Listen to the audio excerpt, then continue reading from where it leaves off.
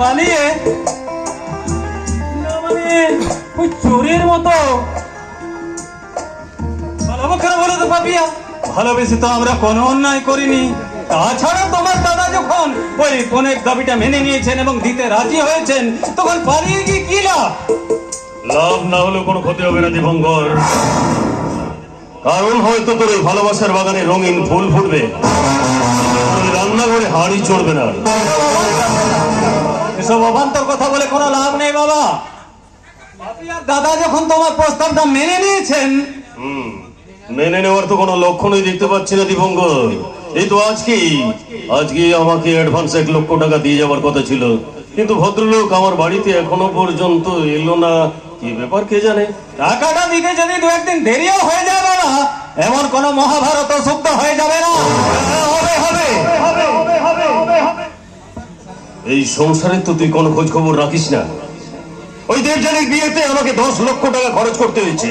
এদিকে ওই কারখানার মজদুররা সব ধর্মঘট করে বসে আছে, ওদিকে লাখ লাখ টাকার মাল আমার গোডাউনে পড়ে নষ্ট হচ্ছে। এই সব সমস্ত আমাকে বিক্রি করে ঘর বাড়ি পথে দাঁড়াতে হবে। বাবা, ব্যবসা কিংবা সংসারের কোন ব্যাপারে তুমি আমার মতামত নিয়ে কোনোদিন কাজ করোনি।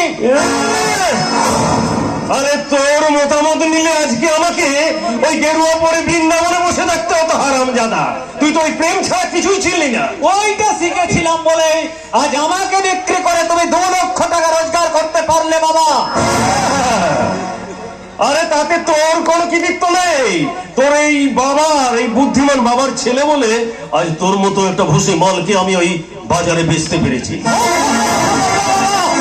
সামনে কথা বলবি,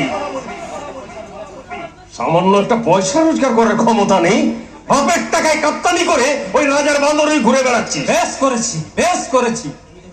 তুমি যখন ফুর্তি করে ছেলেটার মেয়েটার জন্ম দিতে পেরেছ, তখন তার ভরণ পোষণ দায়িত্বটা তোমাকেই নিতে হবে।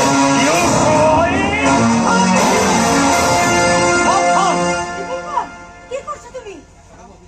কাকাবাবু, আপনি শান্ত হন। বুঝতে পারছি কারখানা অশান্তি আর এই টাকার চিন্তায় আপনার মাথা ঠিক নেই। তুমি ঠিকই বলেছো।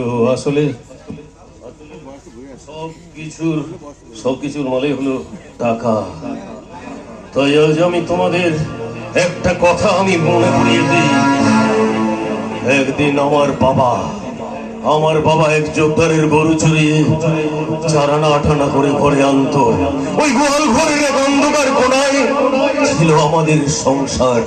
আর আমাকে হাত ছেঁড়া গামছা পরে আমাকে ওই পাঠশালায় যেতে হয়েছিল। আমার চোখের সামনে আমার মা বাবাকে আমি না খেতে পেয়ে আমি মরতে দেখেছি। তখন থেকে আমি ওই গরিব আর দরিদ্রটাকে আমি ঘেন্না করে, সেই ঘেন্নার জোরে আজ আমি এই গাড়ি বাড়ি কারখানার মালিক।